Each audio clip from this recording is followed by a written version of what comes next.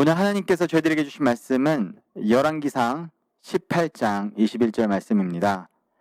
열왕기상 18장 21절 말씀, 구약성경 547페이지입니다. 열왕기상 18장 21절 말씀 함께 합독하십니다. 엘리야가 모든 백성에게 가까이 나아가 이르되 너희가 어느 때까지 둘 사이에서 머뭇머뭇하려느냐. 여호와가 만일 하나님이면 그를 따르고 바알이 만일 하나님이면 그를 따를지니라 하니 백성이 말 한마디도 대답하지 아니하는지라. 아멘. 오늘 저희들은 나의 선택은 이란 제목으로 하나님의 말씀을 나누도록 하겠습니다. 여름 방학을 맞이하여서 매주 화요일이면 EM 뉴스 그리고 KM 뉴스가 함께 모여서 공을 찹니다. 하지만 어제는 비가 상당히 많이 내려서 공을 차지 못하고 비를 피해 모여서 함께 이야기를 나누었습니다. 어느 한 학생이 말했습니다. 그는 어느새 12학년이 되어 있었습니다. 어느 대학으로 진학할지 고민입니다. 어떤 공부를 해야 할지 고민입니다. 인생에서 무엇을 하면서 살아가야 할지 고민입니다. 이 학생은 선택의 기로 앞에 놓여 있었습니다. 어떠한 선택을 해야 할지 고민을 하고 있었습니다. 우리들은 삶을 살아가면서 수많은 선택을 하게 됩니다. 때로는 매우 사소한 선택부터 때로는 매우 중요한, 매우 중대한 선택까지 하게 됩니다. 선택의 기로에서 저희들은 고민을 하고는 합니다. 고민을 하는 것이 때로는 고충이고 힘들지만 선택을 할 수 있다는 것 자체가 하나의 선물입니다. 왜냐하면 이 선택권이 박탈될 때 그 상실감은 더욱 크기 때문입니다. 대한민국의 남성 청년들은 모두 군대에 가야 합니다. 그래서 의무 복무 기간 동안 군대에서 생활을 하게 됩니다. 군대에서 어려운 요소들이 매우 많을 것입니다. 하지만 그 중에 하나의 요인을 꼽으라면 이 선택할 수 있는 기회, 그것이 박탈되었다는 것이 아닐까 생각해 봅니다. 사회에 있으면 중국집에 가서 짜장면을 먹을지 짬뽕을 먹을지 고민을 하고 선택을 할 수 있는 기회가 주어집니다. 하지만 군대에서는 흔히들 짬밥이라고 말하는 것을 먹게 됩니다. 아침, 점심, 저녁 메뉴 모두 식단과 메뉴가 정해져 있습니다. 내가 선택할 수 있는 기회가 하나도 없습니다. 하루에 24시간의 시간이 주어지는데 이 사회에서는 내가 오늘 무엇을 하면 살까 시간을 내가 조정하고 조율하고 고를 수 있지만 군대에서는 나의 시간을 내가 원하는 대로 사용할 수가 없습니다. 기상 시간부터 취침하는 시간까지 나의 일과가 정해져 있고 매일 그 일과에 따라서 움직여야 합니다.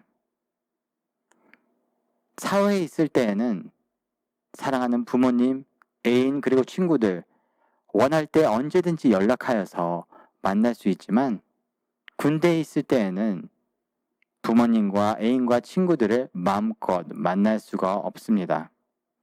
어쩌다 한번 주말에 면회를 할 수 있습니다. 또 어쩌다 한번 몇 개월에 한 번씩 휴가를 나갈 때에만 만날 수 있습니다.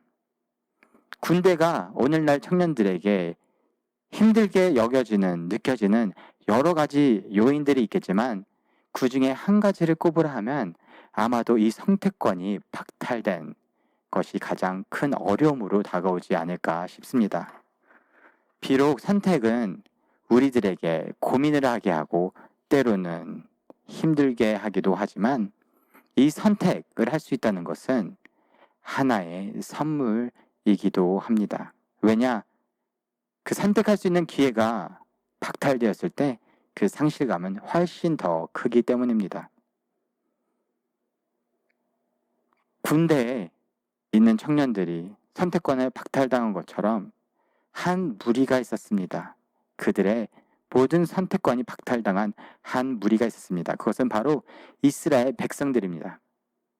이스라엘 백성들은 이집트의 노예로 생활했습니다. 하루, 이틀, 1년, 2년이 아닌 400년이 넘게 노예 생활을 해야 했습니다. 생각해 보십시오.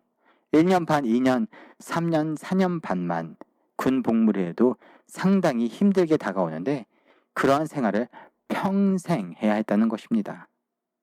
몸이 너무 아프고 지치고 쓰러질 것만 같습니다. 그럼에도 불구하고 노예들은 또 일을 하고 또 일을 해야 합니다. 쉬는 날이 주어지지가 않습니다. 바로 왕의 명령을 따라 움직이고 일을 해야 합니다. 그들이 낳은 자녀들 때로는 보살피고 보호하고 내가 기르고 양육하고 싶습니다.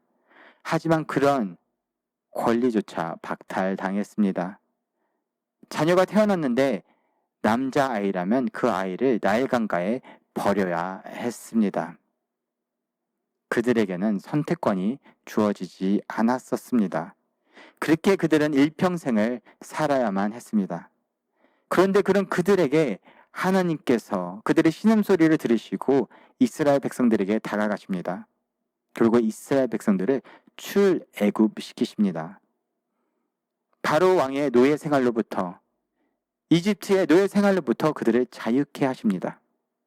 그러고 나서 하나님은 바로 왕이 그랬던 것처럼 이스라엘 백성들을 또 올가매고 그들을 억압적으로 명령하고 시키지 않으시고 그들에게 선택권을 주십니다. 어떠한 선택권을 주셨나요? 오늘 읽지는 않았지만 여호수아 24장 15절에 다음과 같이 기록되어 있습니다. 함께 있습니다. 만일 여호와를 섬기는 것이 너에게 좋지 않게 보이거든 너희 조상들이 강 저쪽에서 섬기던 신들이든지 또는 너희가 거주하는 땅에 있는 아모리 족속의 신들이든지 너희가 섬길 자를 오늘 택하라. 오직 나와 내 집은 여호와를 섬기겠노라 하니 아멘. 여호수아가 뭐라고 말하나요? 너희들은 오늘 선택하여라. 무엇을? 너희가 하나님을 섬기는 것이 좋지 않게 여겨지거든 강 저쪽에서 선조들이 섬기던 신들이든지 안 그러면 이 땅에 있던 사람들이 섬기는 아모리 족속의 신들이든지 또는 하나님이든지 너희가 선택을 하여라. 여호수아는 그 출애굽한 이스라엘 백성들, 그 이스라엘 백성들이 40년간 광야 생활을 한 이후에 그들을 이끌고 가나안 땅으로 인도한 지도자입니다. 그 땅에 있던 족속들과 싸우고 이겨서 이스라엘 족속들을 가나안 땅에 정착시킨 리더입니다. 근데 그들을 정착시키고 나서 여호수아는 모든 이스라엘 백성들을 집결시킵니다. 그리고 그들에게 선포합니다. 여러분들 선택하십시오. 하나님은 애굽에 있던 바로 왕처럼 우리들을 억압적으로 따르게 하시지는 않습니다. 여러분들의 선택권을 주십니다. 여러분들 어떻게 하시겠습니까? 하나님을 섬기시겠습니까? 안 그러면 선조들이 저 강가 너머에서 섬기던 신들을 섬기시겠습니까? 안 그러면 아모리 족속들의 신들을 섬기시겠습니까? 아니면 하나님을 섬기시겠습니까? 하나님께서 이스라엘 백성들을 자유케 하시고 주신 선택권이 있습니다. 그것은 어떠한 선택권입니까? 바로 하나님을 따를지 하나님을 따르지 않을지 선택할 수 있는 선택권을 주셨습니다. 이 하나님의 선택권은 계속해서 이스라엘 백성들의 역사 가운데 되풀이되고 반복됩니다. 오늘 저희들이 읽은 본문 바로 엘리야가 이스라엘 백성들에게 선포한 말씀입니다. 함께 오늘 본문 다시 한번 읽도록 하겠습니다. 열왕기상 18장 21절 말씀 함께 있습니다. 엘리야가 모든 백성에게 가까이 나아가 이르되 너희가 어느 때까지 둘 사이에서 머뭇머뭇하려느냐? 여호와가 만일 하나님이면 그를 따르고 바알이 만일 하나님이면 그를 따를지니라 하니 백성이 말 한마디도 대답하지 아니하는지라. 아멘. 엘리야 선지자가 뭐라고 외치나요? 너희들 어느 때까지 머뭇머뭇 거리겠느냐? 만일 여호와가 하나님이면 하나님을 따라라. 하지만 만일 바알이 하나님이면 바알을 따라라. 엘리야는 이스라엘 백성들에게 선포합니다. 출애굽하여 가나안 땅에 정착하였던 이스라엘 백성들, 그들은 왕국을 건설합니다. 왕을 세웁니다. 사울 왕, 다윗 왕, 솔로몬 왕. 그리고 왕국은 점점 강성해져 갑니다. 하지만 그 왕국은 둘로 쪼개지게 됩니다. 북이스라엘 그리고 남유다. 이 엘리야 선지자는 북이스라엘 백성들을 모으고 그들에게 선포합니다. 여러분들, 만일 여호와가 하나님이면 하나님을 선택하십시오. 하지만 만일 바알이 하나님이면 바알을 선택하십시오. 하나님은 엘리야 선지자를 통해서도 이스라엘 백성들에게 선택하라고 선택권을 주셨던 것입니다. 기원전 1300년경에도 여호수아를 통해서 이스라엘 백성들에게 여러분들 선택하십시오. 하나님을 선택하시겠습니까? 그 외에 다른 신들을 선택하시겠습니까? 기원전 800년경에도 엘리야 선지자를 통해서 여러분들 바알 신을 섬기시겠습니까? 아니면 하나님을 섬기시겠습니까? 선택하십시오. 세월이 흘러 그의 독생자 예수 그리스도가 이 땅에 오셨을 때 예수님께서도 이스라엘 백성들에게 말씀하십니다. 여러분들, 하나님과 만몬, 돈이 있습니다. 무엇을 섬기시겠습니까? 여러분들 선택하십시오.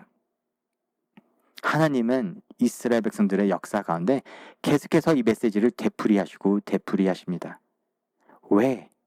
왜 하나님은 계속해서 저희들에게 선택할 수 있는 자유를 주시고 계속해서 저희들에게 너희들이 선택하여라, 지금 선택하여라, 어여 선택하여라 라고 선택을 촉구하고 계시는 것일까요? 하나님은 도대체 어떤 마음, 어떤 심정이시길래 저희들에게 선택하라고 오늘도 말씀하고 계시는 것일까요?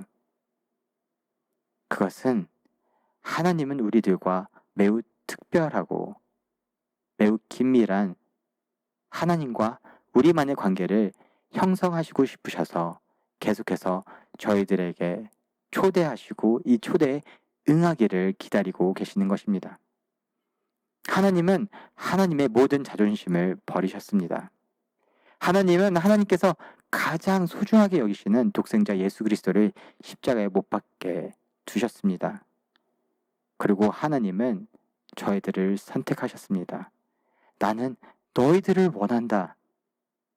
너희들 나와 함께 하겠느냐? 나와 함께 동행하겠느냐? 나와 함께 우리 둘만의 인격적인 특별한 관계를 형성하겠느냐? 그리고 하나님은 애타게 우리들의 응답을 기다리고 계시는 것입니다. 저희들에게 선택권을 주셨기에 제발 우리들이 하나님의 이 초대에 응하기를 기다리고 계시는 것입니다. 그런 하나님의 질문에 이스라엘 백성들은 어떻게 대답을 하였을까요? 오늘 본문 말씀 열왕기상 18장 21절 말씀 다시 한번 읽도록 하겠습니다. 엘리야가 모든 백성에게 가까이 나아가 이르되 너희가 어느 때까지 둘 사이에서 머뭇머뭇 하려느냐? 여호와가 만일 하나님이면 그를 따르고 바알이 만일 하나님이면 그를 따를지니라 하니 백성이 말 한마디도 대답하지 아니하는지라. 아멘. 엘리야가 외칩니다. 너희들은 선택하여라. 하나님을 선택하겠느냐? 바알을 선택하겠느냐? 그때 이스라엘 백성들의 답변은 무엇입니까? 백성이 말 한마디도 대답하지 아니한지라. 엘리야는 하나님의 마음을 품고 이스라엘 백성들에게 하나님의 마음을 전달하는데 하나님이 여러분들을 기다리고 계십니다. 하나님은 모든 것을 버리시고 여러분들을 선택하셨습니다. 여러분들 선택하십시오. 하나님을 선택하시겠습니까? 바알을 선택하시겠습니까? 그때 이스라엘 백성들은 아무 답변도 하지 않는 것입니다. 도대체 어떤 의미가 있길래, 도대체 어떤 마음이길래 이스라엘 백성들은 아무 답변도 하지 않았던 것일까요? 우리들은 언제 답변을 주저하게 되나요? 오늘 본문을 보면 이스라엘 백성들이 머뭇머뭇 거리고 있다. 둘 사이에서 머뭇머뭇 거리고 있다라고 기록되어 있습니다. 언제 머뭇머뭇 거리나요? 언제 고민하고 언제 선택하지 못하나요? 둘 다 괜찮아 보일 때, 둘 다 좋아 보일 때 우리들은 한 가지를 선택하지 못하게 됩니다. 한 어린아이에게 엄마가 좋아, 아빠가 좋아 하면 선뜻 답변을 할 수가 없습니다. 때로는 엄마가 더 좋다고 한다 하여도 아빠도 조금은 좋기 때문에 아빠가 상처받을까봐 차마 답변을 하지 못할 때가 있습니다. 이스라엘 백성들이 엘리야 선지자의 외침에 답변하지 못했던 이유, 말 한마디도 하지 못했던 이유는 분명 하나님의 역사하심을 경험하고 체험하고 선조들로부터 익히 들어 알았지만, 분명 하나님께서 역사하셔서 거대한 이스라엘 왕국을 건설하시고 다윗 왕을 통해서, 솔로몬 왕을 통해서 하나님의 역사하심을 드러내시고 하셨지만, 분명 하나님을 어느 정도 믿고 하나님이 계심을 알고 있지만, 또한 이 바알신 또한 뭔가 있어 보였던 것입니다. 주변 국가에서 섬기는 이 바알신, 어느새 북이스라엘 땅에 바알 선지자만 450명, 뭔가 있어 보였던 것입니다.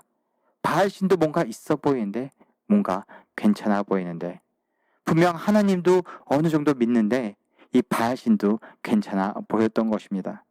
그래서 그들은 하나만 고를 수가 없었던 것입니다. 그러기에 하나님은 더더욱 엘리야 선지자를 통해서 그들에게 선택하라고 말씀하셨던 것입니다. 왜냐?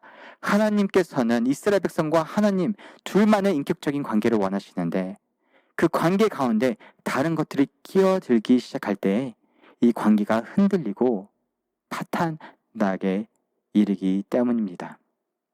그래서 하나님은 애타는 심정으로 이스라엘 백성들에게 선택하라고, 너희들 가운데 어느새 하나님 외에 자리 잡기 시작한 것들이 있는데, 그 외의 신들이 있는데, 바알들이 있는데 하나님이냐 그 외의 것들이냐 선택하라고 촉구하고 계셨던 것입니다. 왜냐?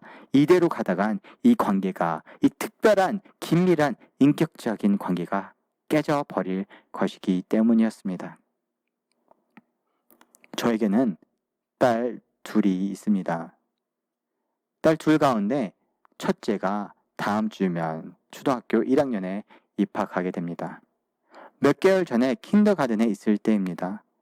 어느 날 딸이 저에게 와서 아빠, 저 결혼할래요 라고 이야기를 했습니다. 저는 선뜻 놀랐습니다. 분명 딸을 가진 아버지로서 언젠가 딸을 낯선 청년의 품에 떠나보내야 한다는 것을 알고는 있었습니다. 하지만 그 시기가 이렇게 빨리 다가올 줄은 상상조차 못했기 때문입니다. 그래서 그래? 놀라지 않은 척 매우 자연스럽게 이야기를 이어갔습니다. 근데 결혼은 혼자서 하는 게 아니야. 누군가 대상이 있어야 돼. 그러자 딸은 답변했습니다. 저는 네이트랑 결혼을 할래요.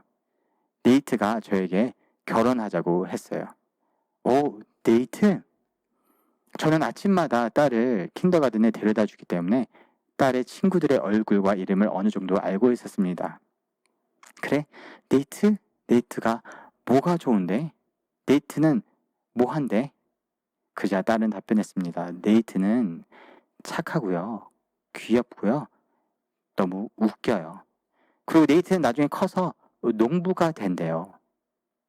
그래서 저는 딸에게 답변해 줬습니다. 그래, 아직은 어리기 때문에 결혼은 커서 어른이 되면 하는 거야. 혹시 그때도 같은 마음이면 그때 결혼하면 돼. 그렇게 일단락이 되었습니다. 하지만 얼마 지나지 않아 딸이 다시 저를 찾아왔습니다. 아빠, 오늘 학교에서 일이 있었어요. 그래? 어떤 일이 있었는데?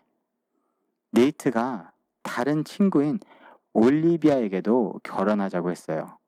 뭐? 네이트가 또 다른 친구에게도 결혼하자고 했다고? 그래서 어떻게 했는데?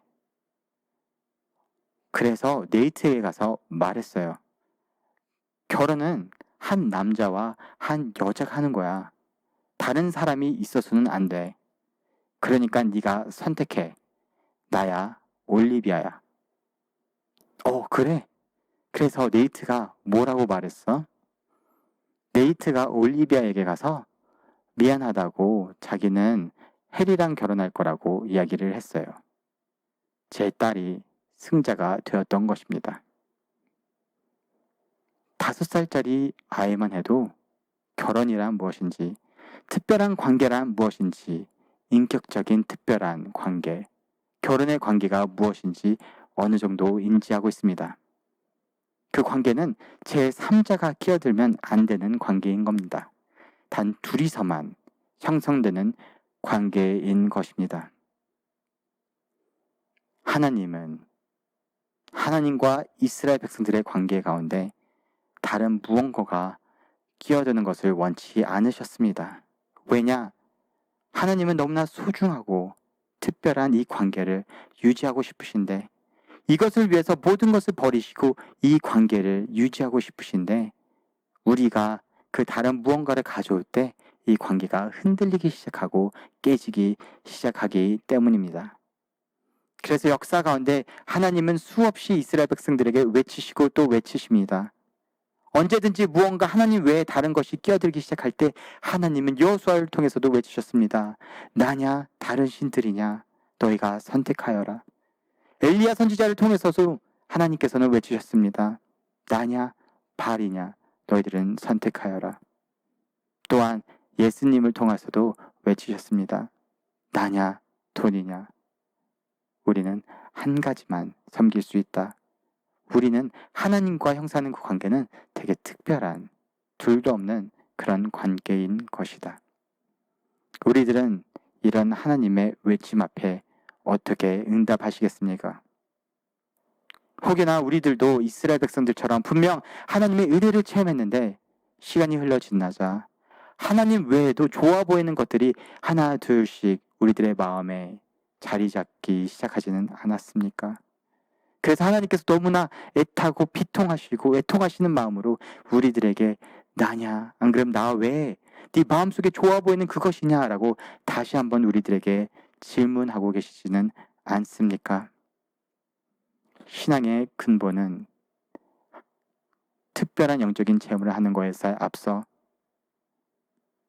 하나님을 선택하는 것입니다. 그 어떠한 상황에서건 하나님을 선택하는 것입니다. 아브라함 마음에 하나님을 너무나 사랑하였지만 어느새 이삭이 생기고 이삭이 아브라함 마음에 자리 잡기 시작하자 하나님께서는 아브라함에게 여쭈셨습니다. 이삭을 나에게 바칠 수 있겠느냐? 하나님은 여러분과 저와 이스라엘 백성들과 그랬으셨던 것처럼 너무나 특별한 관계를 맺기를 원하십니다. 그것을 위해 모든 것을 버리셨습니다. 여호수아가 나와 내 집은 하나님만을 섬기겠다라고 고백하였던 것처럼 엘리야 선지자가 주변에 450명의 바알 선지자들이 있고 나 홀로 이 길을 걸어가겠다라고 몸소 보였던 것처럼 우리 또한 그 신앙의 선배들의 발자취를 따라 걷는 여러분들과 저 되기를 소원합니다. 혹여나 우리들의 마음속에 분명 하나님의 은혜를 체험했지만 시간이 흘러 하나님이 좋음에도 불구하고 또 그 외에 다른 좋아 보이는 것들이 하나 둘씩 자리 잡기 시작하였다면 이 하나님의 말씀 앞에 다시 한번 우리들의 모습을 비춰보시고 다시 한번 결단하시는 여러분들과 저 되기를 소원합니다. 아멘.